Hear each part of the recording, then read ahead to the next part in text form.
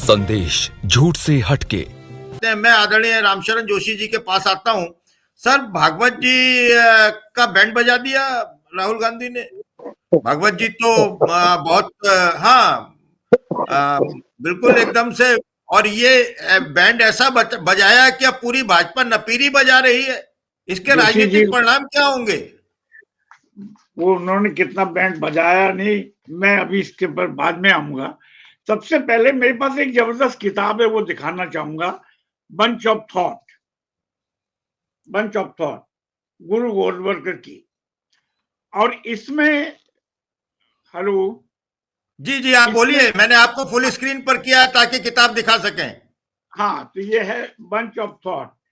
अब इसमें page number 227 227 पर साफ साफ लिखा है गुरु गोलवलकर जी ने कि हम इस संविधान को नहीं मानते हैं, इसको reexamine, let the constitution be reexamine और redrafted so as to establish the unitary form of government। और उससे पहले उन्होंने ये भी कहा इसी पैरा में कि हम संघीय व्यवस्था जो है इस समय की, उसको नहीं मानते। ये फेडरल गवर्नमेंट नहीं होनी चाहिए, हम यूनिटरी फॉर्म ऑफ गवर्नमेंट यानी एकात्म राज सत्ता होनी चाहिए।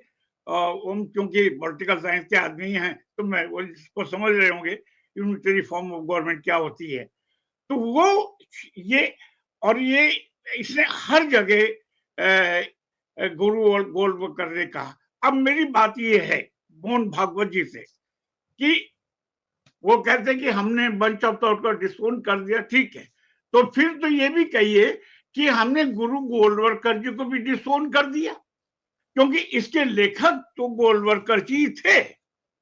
अगर आप गुरु गोलवलकर जी को यानी हेड गवारकर के बाद दूसरे बने हैं और उनको आप गुरु जी आज भी मानते हैं, तब तो फिर बंच ऑफ थॉट कि ये भी इसकी वैलिडिटी रहती है और लोग इसको करेंगे। और इनके साफ साफ उन्होंने कहा कि भारत के 2-3 लोग दुश्मन हैं, मुस्लिम हैं, दूसरे बहुसंख्यक हैं और लेफ्टिस्ट हैं। ये 3 बातें उन्होंने बहुत साफ साफ कही है। तो ये जब वो संविधान को नहीं मानते हैं, संघीय ढांचे को नहीं मानते हैं, तो फिर 15 अगस्त 1947 को जो आजादी मिली है उसको कैसे स्वीकार करेंगे? ये बात आज की नहीं, बहुत पहले से। जैसा कि 1942 में आपके जो बाद में जो संस्थापक बने जनसंघ के डॉक्टर श्यामा प्रसाद मुखर्जी, उस समय तो बंगाल में मुस्लिम लीग की मिनिस्ट्री में मंत्री थे। और उस समय 1942 का जो भारत छोड़ो आंदोलन चल रहा था, उन्होंने सरकार को लिखा, ब्रिटिश सरकार, कि इस आंदोलन को, क्योंकि गांधी जी के नेतृत्व में चल रहा था, उसे कुचला जाए। ये तो उनके खत हैं, इसको आप कैसे करेंगे? मैं जहां तक समझता हूं कि संघ जो है एक अपराध बोध की जो ग्रंथि है, और उसको कभी कभी लगता है पाप हो गया कि हमने उसमें शिरकत नहीं की, तो अपराध बोध उनको बार बार हॉन्ट करता है, एक भूत की तरह। हाय, हम ना हुए आजादी के आंदोलन में। उस समय लोग कुछ तो चाहते थे, लेकिन गोलवलकर जी ने मना कर दिया था। ये भी सच है। जब आप भगत सिंह को कहते हैं कि वो भटके हुए नौजवान थे, भैया वो सूली पे चढ़ गए, उनके साथी चंद्रशेखर ने गोली अपने सीने पे ली, वो सब भटके हुए थे, और आप बड़े शानदार थे, बड़े स्मार्ट थे, और माफी मांग करके कि सरकार से वहां काले पानी से बाहर निकल आते। ये अजीब। अब सवाल आता है राष्ट्रद्रोही का। मैं यहाँ ये याद दिलाना चाहता हूं अपने श्रोताओं को कि सरकार के विरोध करने वाले को ये नरेटिव किसने चलाया था? ये 2014 के बाद चला, जब हमारे मोदी जी प्रधानमंत्री बने। और उसने क्या, जो सरकार का विरोध करे वो देशद्रोही है, राष्ट्रद्रोही है।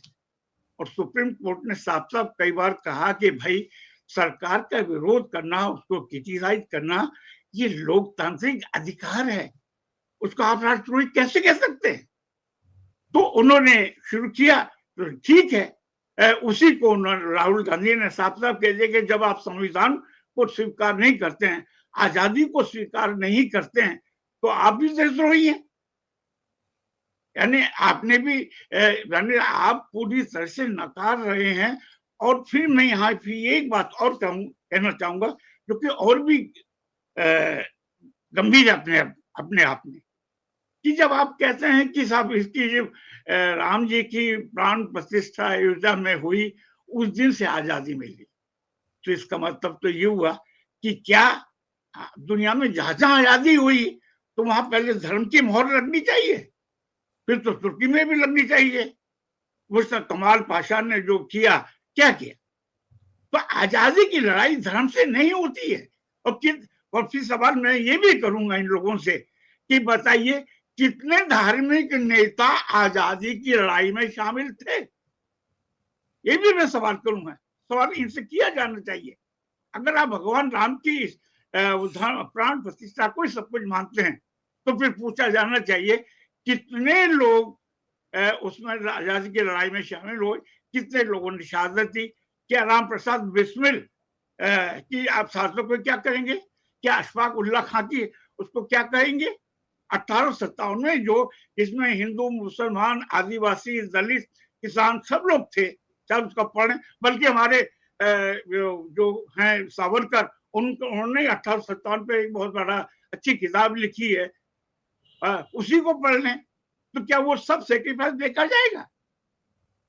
मतलब आप, और फिर तीसरी बात में और जो अभी तक इसके बारे में लोग कहते नहीं है, सब प्राण प्रतिष्ठा की जो बात है, मुझे मजबूर होकर यही कहना पड़ रहा है कि ये सवर्ण जाति का है, कि मतलब सवर्ण जाति जिसको फैसला ले ले वो सही। ये क्या तरीका है भाई? मैं पूछ सकता हूँ मोहन भागवत जी से कि जरा बताइए प्राण प्रतिष्ठा के समय कितने दलित और कितने आदिवासी थे उस समय? और सवर्णों की कुल संख्या 8.9% है। दलित उससे कहीं ज्यादा है, उससे कहीं ज्यादा आदिवासी हैं, और मैं ओबीसी की भी बात नहीं कर रहा हूं। तो आप सवाल तो होगा कि देश किसका है, कि क्या 8.5% लोगों का है या 57 या 70% लोगों का है? ये बहस तो अब चलेगी। तो राहुल गांधी ने जो साफ साफ बात कही है कि ये वैचारिक लड़ाई है। आपको शायद याद होगा कि भारत जोड़ो आंदोलन, भारत जोड़ो यात्रा और भारत न्याय यात्रा, दोनों में उन्होंने एक बात को बड़ी शिद्दत के साथ रेखांकित किया था कि ये वैचारिक लड़ाई है, सत्ता की नहीं, विचारधारा की। और अब वो और साफ साफ होती जा रही है कि विचारधारा की लड़ाई है, कि मतलब ठीक है, एक तरफ आप धर्म को ही सब कुछ मानते हैं और लोकतांत्रिक जो सिलसिला है उसको नहीं मानते, तो दो विचारधाराएं हैं, इसमें कोई शक नहीं है। विचारधारा की लड़ाई और तेज होगी, जैसे कभी कहा गया, निश्चित रूप से तेज होगी। तो मैं ये कह रहा हूँ कि मोहन भागवत जी ने अभी पिछले 10 दिन पहले कहा था, अरे भाई हर मस्जिद में मंदिर मत देखिए, आप कौन होते हैं? तो हम आपकी उस बात को सही माने या कल ये परसों जो आपने बात सही कही, आप क्या आज तक इसमें ये एक गिरगिट की तरह आप काहे रंग बदलते हैं भाई?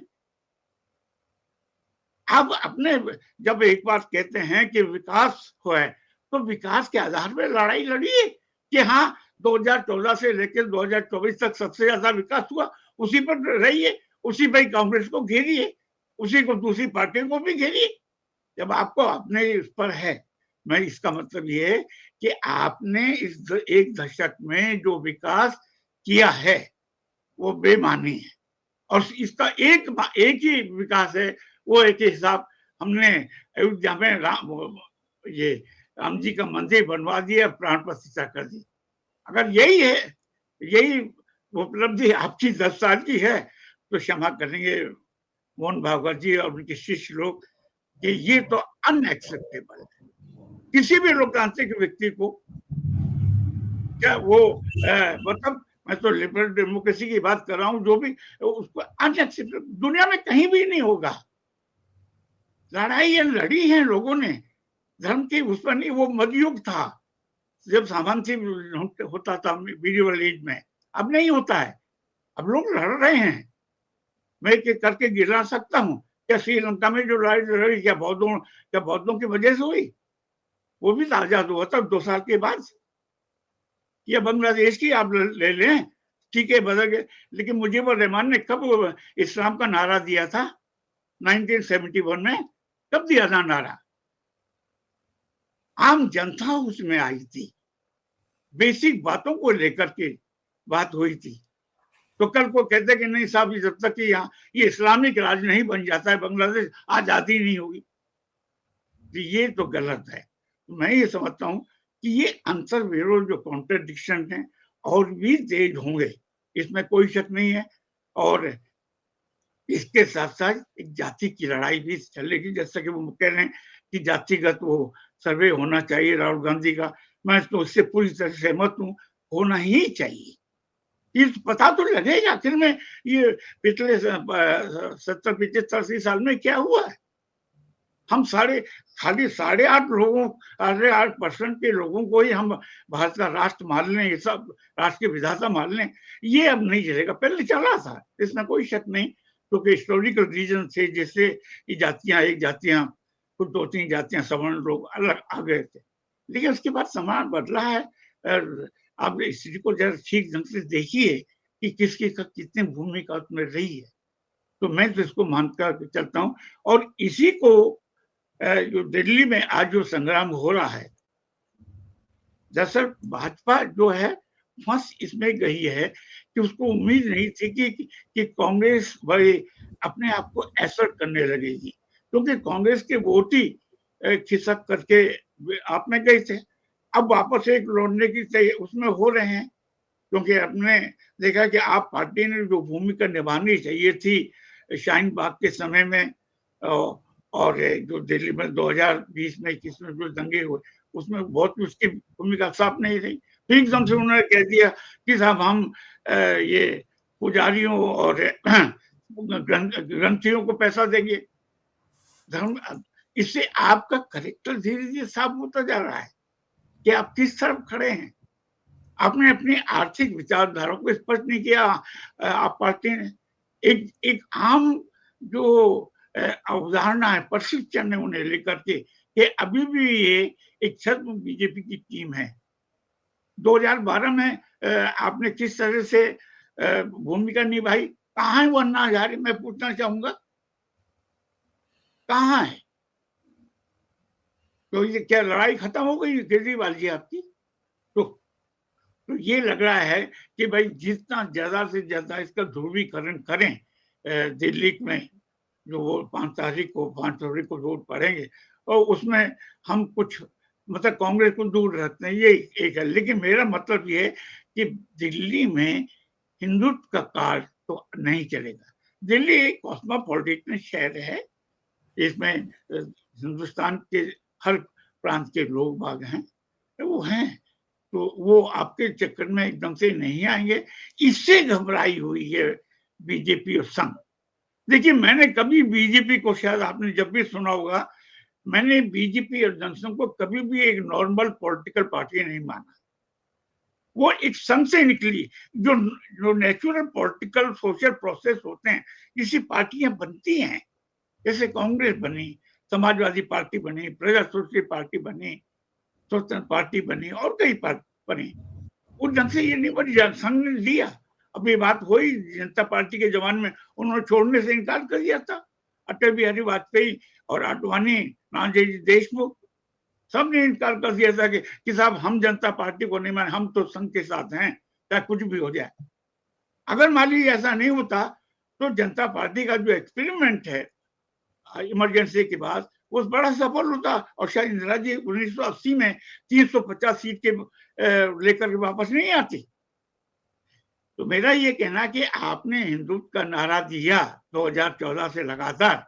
आप तो अभी इंदिरा गांधी का जो वो है रेखा 350 और 352 की, उसको क्रॉस नहीं कर सके महाराज। 1971 में इंदिरा गांधी को गरीबी हटाओ के नारे पर 352 सीटें मिली थी, इसके बाद 350 मिली। अभी तो आप उसी को नहीं कर सके। इसका मतलब है कि भारत की जनता आपके साथ नहीं है।